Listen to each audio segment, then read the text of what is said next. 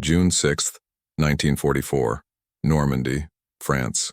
The dawn breaks over shattered stone and scorched earth, where the Atlantic wind carries the smell of cordite mixed with salt and blood.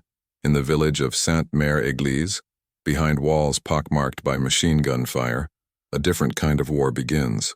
One fought not with rifles but with chocolate bars and canned meat, with gestures that transcend language and uniform. An American paratrooper from the 101st Airborne, Sergeant James McKenna from Ohio, watches as a skeletal child approaches his position, hollow-eyed and trembling, hand extended not in greeting, but in desperate plea. McKenna reaches into his pack, past ammunition and grenades, and retrieves his last K ration.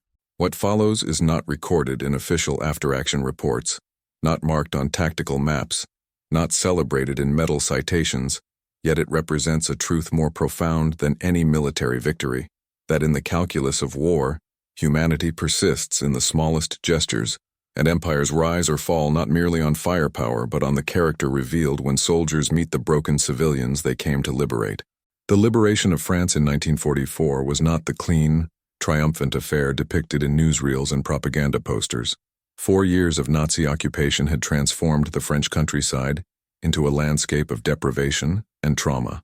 By June 1944, French civilians in Normandy faced systematic starvation. German requisition policies had stripped farms bare, Allied bombing had destroyed transportation networks, and the black market consumed what little remained. Children born during the occupation knew only hunger, their growth stunted, their bones visible beneath translucent skin, their eyes carrying an ancient weariness that belonged to no childhood. The German occupiers had established a brutal calculus of survival. Collaboration meant food, resistance meant death, and ordinary existence meant slow deterioration. Villages became ghost towns of the living, where mothers watched their infants waste away and elderly citizens simply lay down and surrendered to malnutrition. The psychological infrastructure of normal life had collapsed alongside the physical.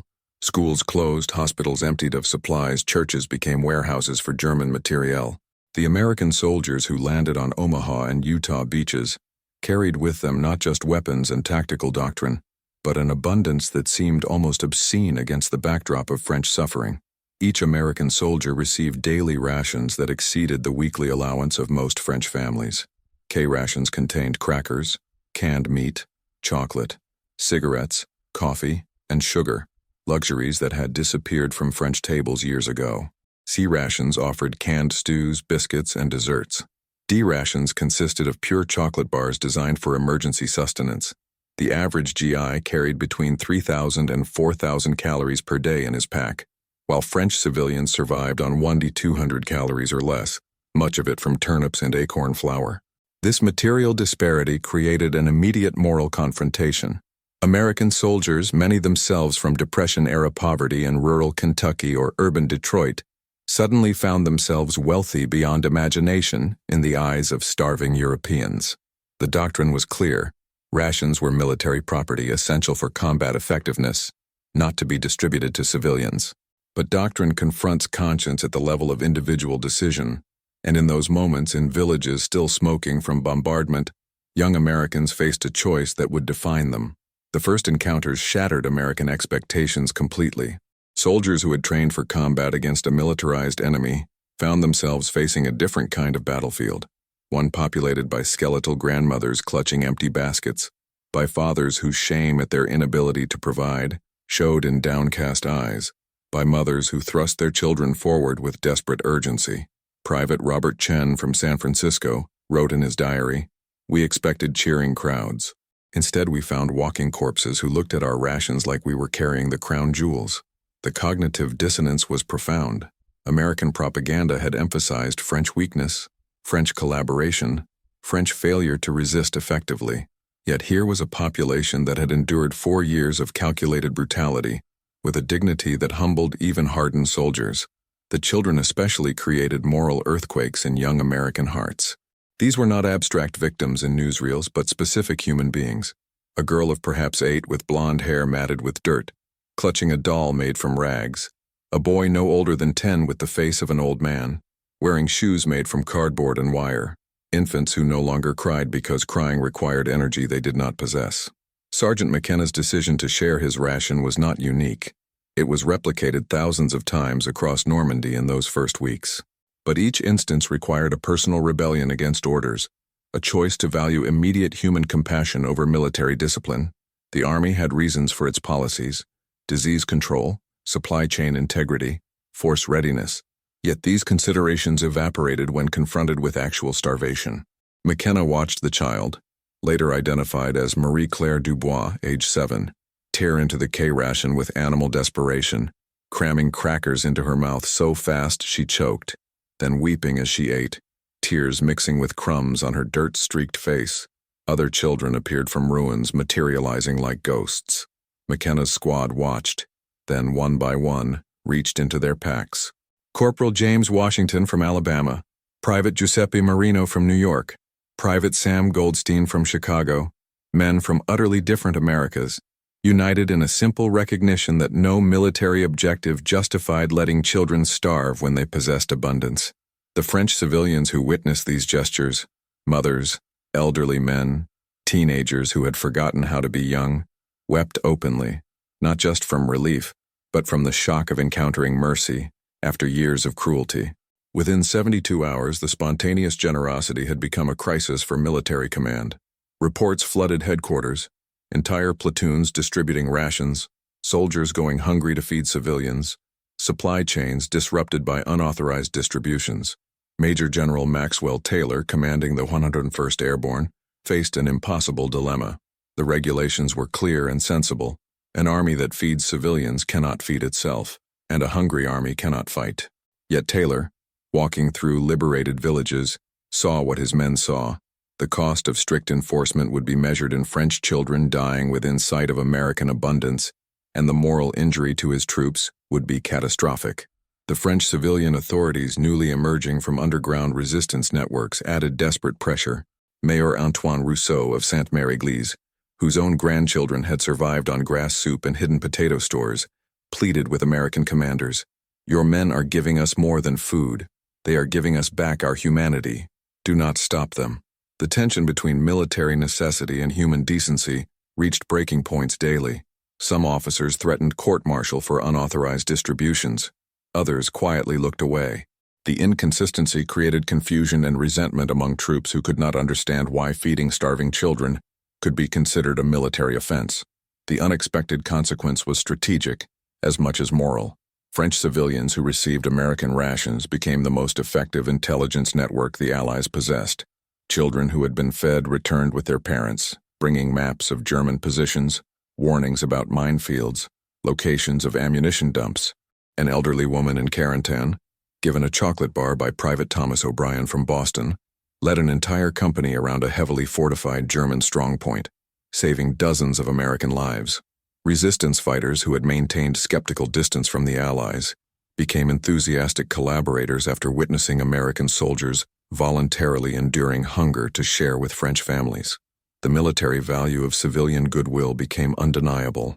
By late June, informal policy shifted. Soldiers were quietly encouraged to share rations judiciously, and supply officers began requisitioning extra food specifically for civilian distribution. What began as individual acts of conscience became, through necessity and wisdom, unofficial doctrine. The American military, despite its vast planning apparatus and elaborate strategies, learned from its youngest enlisted men that victory required more than defeating armies. It required winning the trust of the people liberation was meant to serve. The psychological impact on American soldiers proved as significant as the strategic benefits. Men who had trained to kill discovered that acts of mercy defined them more profoundly than acts of violence. Sergeant McKenna, interviewed decades later for an oral history project, would say, "I fired my rifle hundreds of times in France. I don't remember most of those moments, but I remember Marie-Claire's face when she tasted chocolate for the first time in 4 years. That's the moment I understood why we were there." This pattern repeated across the entire theater of operations. Soldiers discovered that their capacity for compassion, which military training had tried to suppress as weakness, actually strengthened their resolve and clarified their purpose. The Nazi enemy became not just a military force to defeat, but a moral system whose cruelty the Americans witnessed in the bodies of starving children. The war transformed from abstract geopolitics into visceral, personal mission, yet the experience also traumatized. American soldiers confronted their own complicity in suffering. Why had it taken so long to invade? Why had strategic bombing destroyed French infrastructure and killed French civilians? Why had the Allies not done more to prevent or mitigate the starvation? These questions haunted sensitive soldiers, creating guilt alongside the satisfaction of helping. Chaplain William Morrison of the 82nd Airborne recorded in his notes, "The men ask me why God allowed such suffering. I have no answers. But I see them become the answer. Ordinary men choosing compassion when it costs them something. Perhaps that is the only theology that matters here." The moral complexity deepened when soldiers learned that some French collaborators were themselves starving. That desperation had forced choices. That survival in occupation was not a story of simple heroes and villains. The American abundance highlighted not just German cruelty, but the accidents of geography and fortune that made some nations wealthy and others vulnerable. The class dimension also emerged starkly. Many American soldiers came from poverty themselves, sons of Oklahoma Dust Bowl farmers, Appalachian coal miners, Mississippi sharecroppers. They recognized in French peasants their own families' struggles during the Depression. This identification transcended nationality and created solidarity based on shared experience of hunger and hardship, yet it also created uncomfortable awareness of how much America had, how unequally resources were distributed globally, how power and plenty correlated in ways that seemed arbitrary and unjust. Behind the front lines, a parallel war of logistics and bureaucracy erupted. The U.S. Army's Quartermaster Corps, responsible for feeding millions of soldiers across multiple theaters, suddenly faced demands they had never anticipated. Civil affairs officers, tasked with managing liberated territories, found themselves negotiating between starving civilians and supply officers protecting inventories. The solution that emerged was characteristically American in its practical idealism and organized chaos. The Army established the Civil Affairs Feeding Program, a quasi-official system that diverted military rations to civilian populations in carefully controlled distributions. Officers like Colonel Henry Thompson, a former social worker from Philadelphia now wearing military uniform, designed distribution centers that balanced strategic necessity with humanitarian obligation. French schools and churches became feeding stations. Former resistance members became administrators. American military police prevented hoarding and black market exploitation while ensuring families received adequate nutrition. The system was imperfect, plagued by corruption and inefficiency, but it represented an institutional recognition of what individual soldiers had known instinctively. You cannot liberate a population and then watch them starve. The political implications rippled beyond France. Soviet propaganda had long claimed that capitalism produced cruelty, that Western powers cared only for profit and imperial domination. The image of American soldiers sharing their rations contradicted that narrative powerfully. French communists, who dominated much of the resistance, found their ideological certainty complicated by the generosity of capitalist soldiers. Jean-Paul Mercier, a communist partisan leader in Normandy, admitted years later, "We had been taught that Americans were imperialists who would exploit us. Then I watched a black soldier from Georgia give his last chocolate bar to my nephew. Ideology confronts reality, and reality wins." The soft power generated by rations proved as valuable as the hard power of tanks and artillery.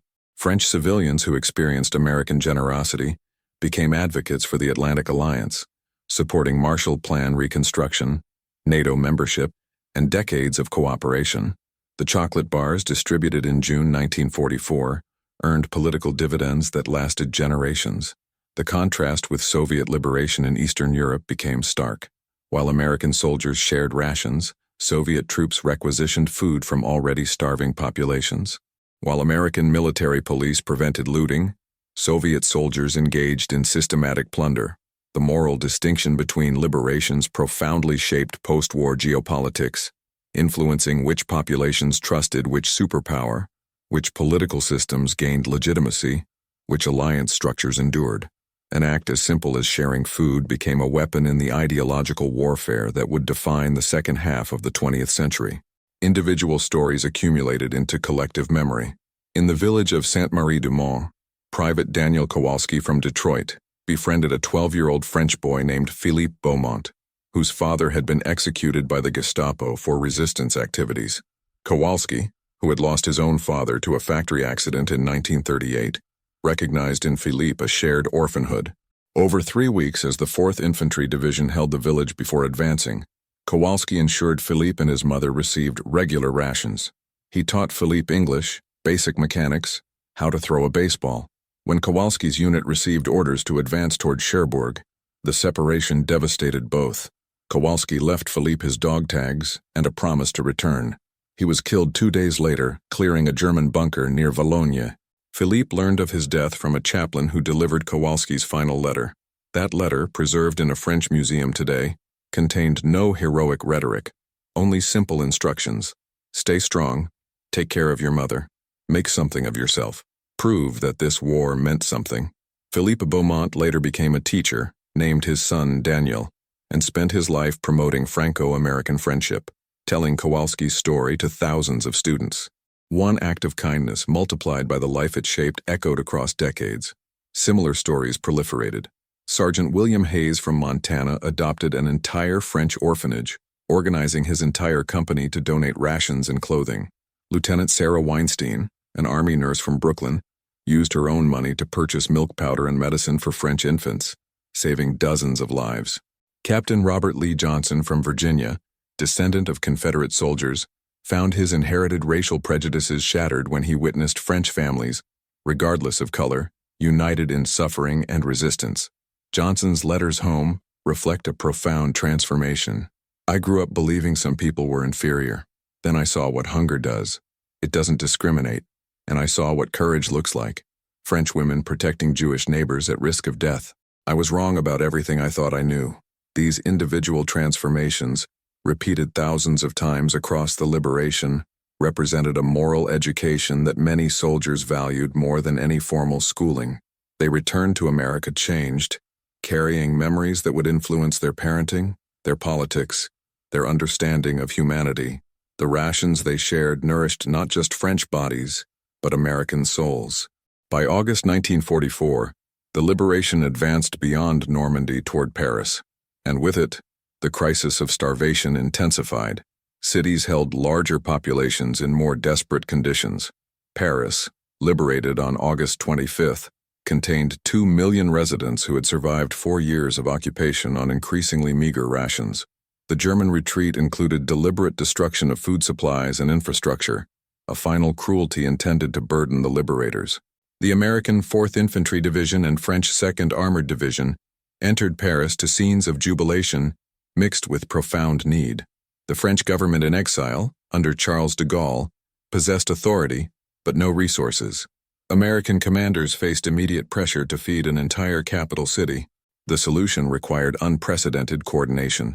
Military supplies diverted to civilian use, emergency shipments from Britain and North America, organization of distribution networks through restored French municipal authorities. General Dwight Eisenhower, Supreme Allied Commander, made a controversial decision: delay military operations for 72 hours to establish feeding programs in Paris. Critics argued this gave German forces time to establish defensive positions. Eisenhower responded, "We are not liberating France only to watch Paris starve. If we lose the war because we spent 3 days feeding civilians, then we deserve to lose."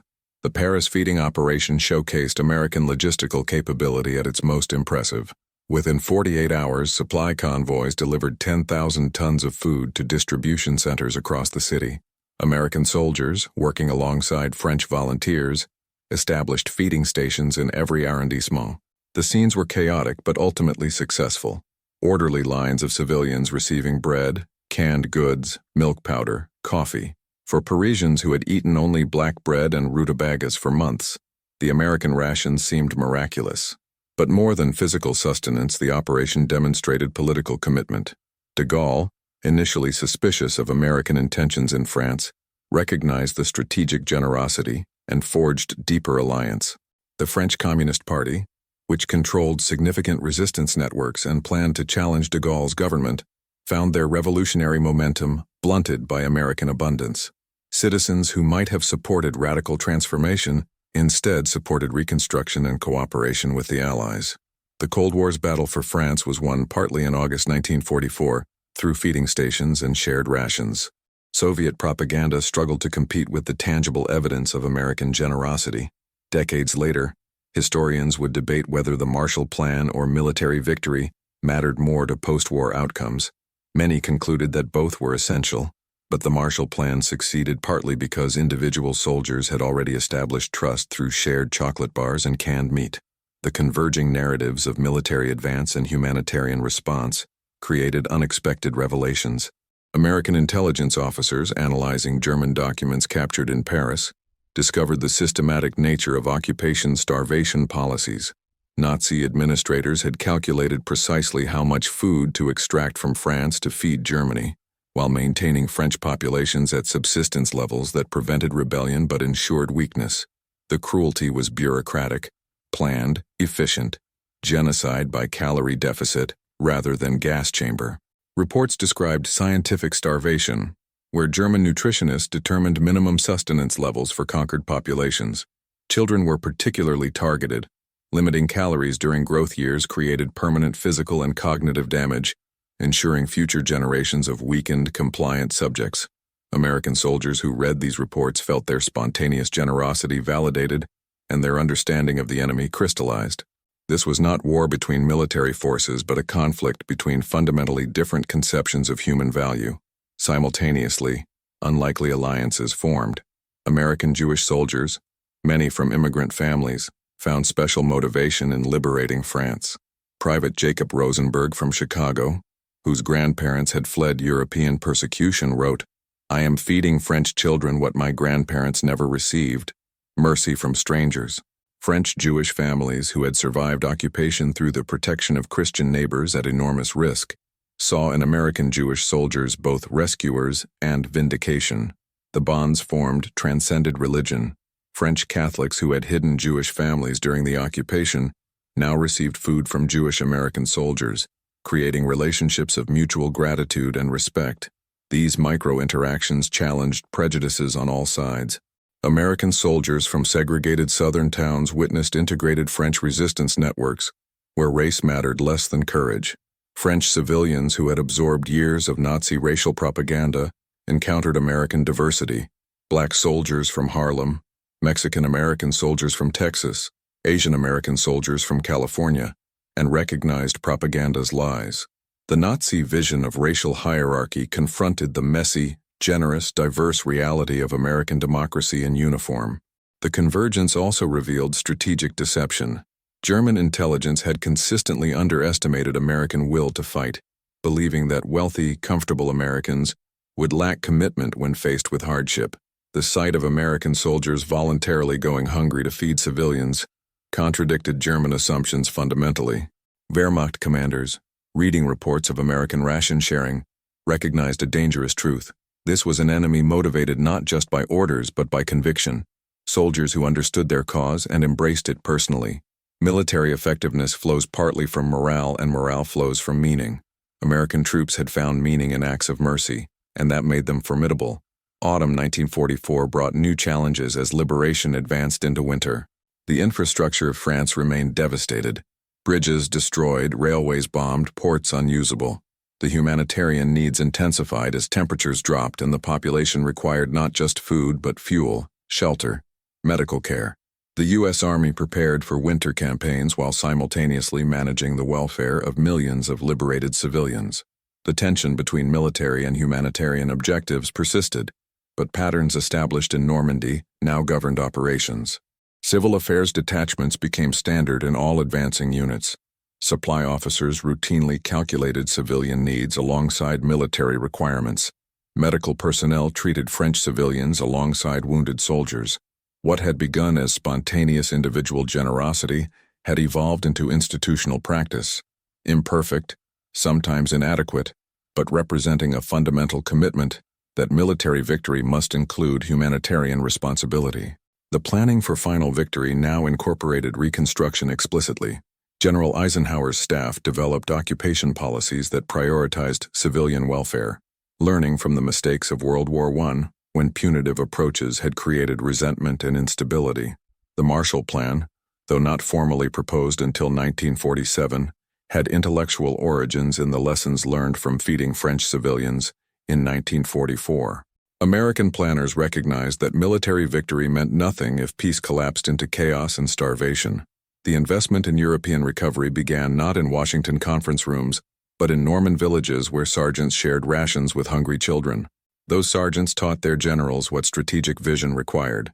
Nations rebuilt through partnership rather than exploitation. Former enemies transformed into allies through generosity rather than vengeance. Peace secured through addressing human needs rather than merely imposing military occupation. French expectations had transformed completely from June to November. Initial liberation brought relief mixed with uncertainty. Would Americans prove different from Germans or merely exchange one occupier for another? 6 months of experience answered emphatically. Americans brought not just military power but material abundance and genuine goodwill. The French civilians who had wept when soldiers shared rations in June now actively supported Allied operations, providing intelligence, labor, cooperation. French workers rebuilt bridges and railways under American supervision. French farmers provided food for military needs. French guides led American units through difficult terrain. The relationship had evolved from liberation to partnership, and that partnership would define post-war European order. The foundation was simple but profound.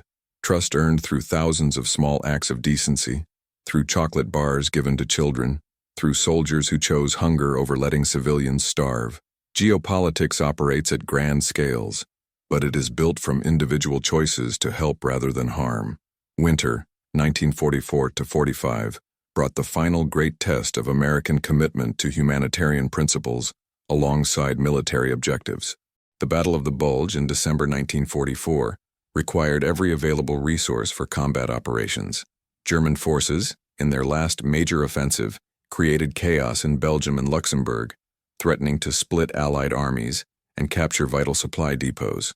The crisis created enormous pressure to redirect all food and supplies to combat troops, to abandon civilian feeding programs, to prioritize pure military necessity. Some commanders advocated exactly this approach. War is war, civilians must wait, victory takes precedence.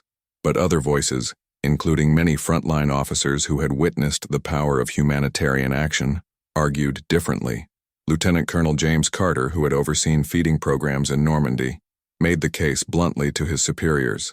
If we abandon French civilians now, we prove that our generosity was conditional, tactical, propaganda. We lose the moral high ground. More practically, we lose the civilian cooperation that has been crucial to our intelligence and logistics. We cannot afford to betray the trust we have built. The debate reached Eisenhower himself, who made the defining decision. Civilian feeding programs would continue despite the military crisis, though at reduced levels. We fight for civilization, Eisenhower stated in a directive. Letting children starve is not civilization. We will find a way to do both. The commitment required sacrifice. American soldiers, already facing brutal winter combat conditions, endured stricter rations so civilians could continue receiving support.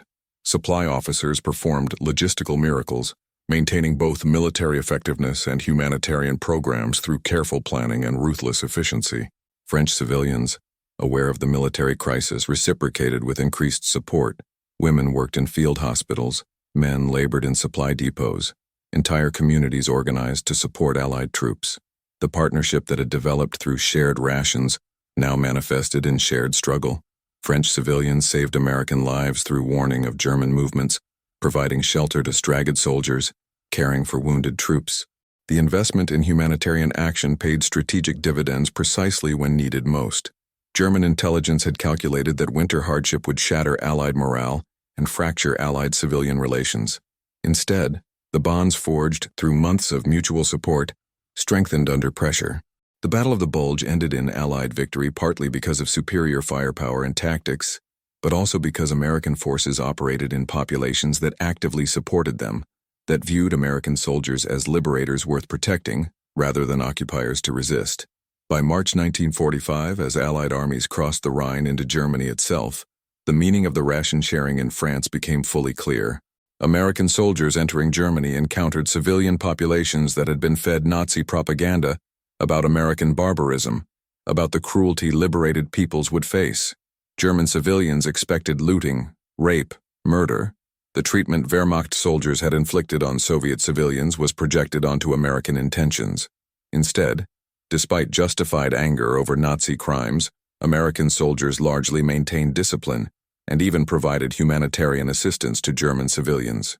The precedent established in France, that feeding starving children was not political, that civilian suffering deserved response regardless of nationality, extended even to the enemy population. This shocked German civilians profoundly. Frau Elisabeth Hoffmann from Stuttgart, whose husband had died fighting in Russia, recalled American soldiers giving rations to her children despite knowing her husband had been Wehrmacht. "I expected vengeance. They gave us food. I could not comprehend it." My worldview collapsed in that moment. Everything I had been taught about American savagery was revealed as lies.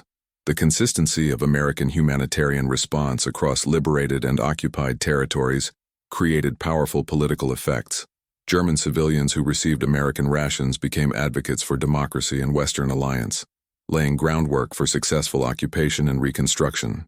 The contrast with Soviet occupation, where German civilians faced deliberate brutality and systematic exploitation, divided Germany into competing visions of future order.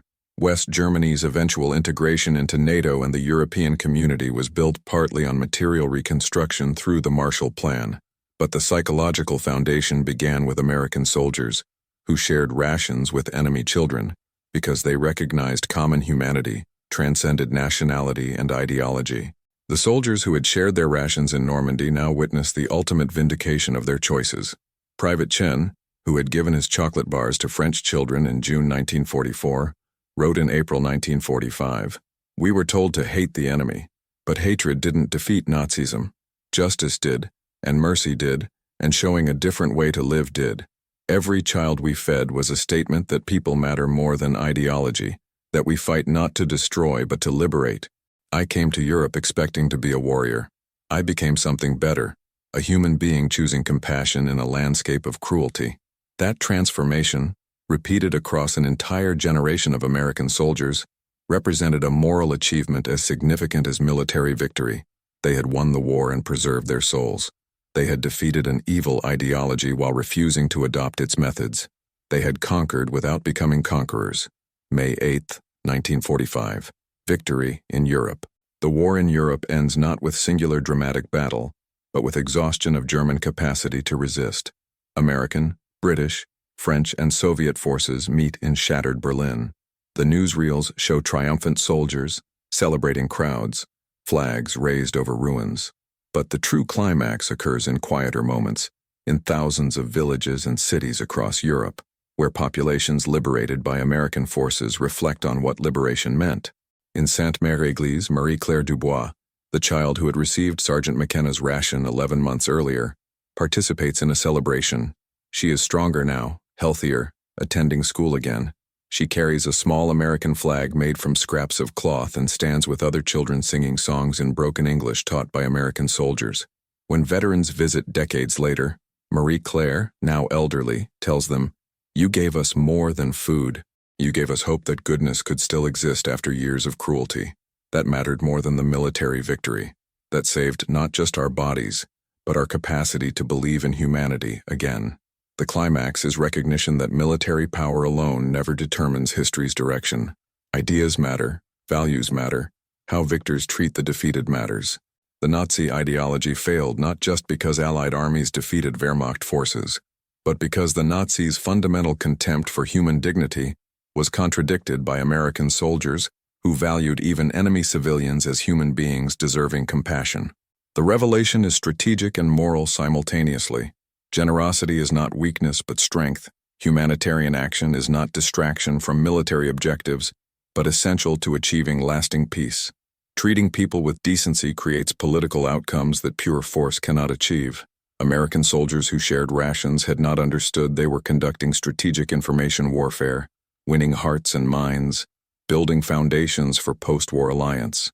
They had simply seen hungry children and responded with available compassion.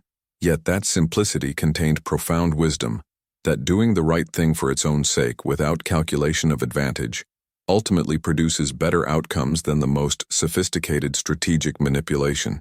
The tears French civilians shed when American soldiers shared their last rations represented recognition of moral clarity in a morally corrupted world. Those tears were testimony to the possibility of goodness persisting through darkness, of ordinary people choosing decency despite every pressure toward cruelty. That possibility, proven real in chocolate bars given to starving children, became the foundation for 70 years of alliance, prosperity, and peace. Decades pass. The soldiers age and die. The children grow old themselves. But memory persists, transmitted across generations as testimony and warning. In French schools, teachers tell stories of American liberation, of soldiers who shared rations when they themselves were hungry, of mercy extended across lines of language and nationality. In American schools, veterans visit classrooms and speak not of battles won, but of moments when they fed hungry children and understood why they fought. The simple act of sharing food becomes legend, but legend based in truth, in thousands of documented instances of compassion that shaped history's trajectory. The strategic consequences are measured and profound. Western Europe remains allied with America through Cold War tensions, through periodic disagreements, through changing generations. The foundation of that alliance is partly economic and military, but essentially moral. Memory of how Americans behaved when they possessed overwhelming power, how they treated vulnerable populations, whether their actions matched their proclaimed values. The verdict of history is that despite imperfections and failures, American soldiers in World War II largely honored their ideals, and that honor purchased trust that has endured. The lesson extends beyond one war or one alliance. Every conflict confronts participants with choices between humanity and expediency, between compassion and calculation. The soldiers who shared rations demonstrated that these are not actually opposing choices, that humanity and strategic wisdom align, that treating people decently serves both moral and practical purposes. Modern militaries study the liberation of France not just for tactical lessons, but for understanding how to conduct operations in civilian populations, how to build trust, how to transform military victory into lasting peace. The simple principle, feed hungry children when you have food, contains within it sophisticated understanding of how power operates, how legitimacy is constructed, how former enemies become allies. They came as liberators and stayed as friends because they showed us kindness when they could have shown us only power. These words, spoken by a French mayor at a memorial ceremony in 1994, capture the essence of what American rations and American generosity accomplished. The tears French civilians shed in 1944 were for more than food. They were for the unexpected discovery that goodness could still manifest in a world that seemed consumed by cruelty. That discovery, purchased through chocolate bars and canned meat shared by young soldiers far from home, changed the world. It reminds us still that humanity persists in individual choices, that history is made not just by generals and politicians, but by ordinary people who see suffering and respond with whatever compassion they can offer. And it teaches that what we give when we have the power to withhold, that defines us, shapes the future, and echoes far beyond our understanding in the moment of giving.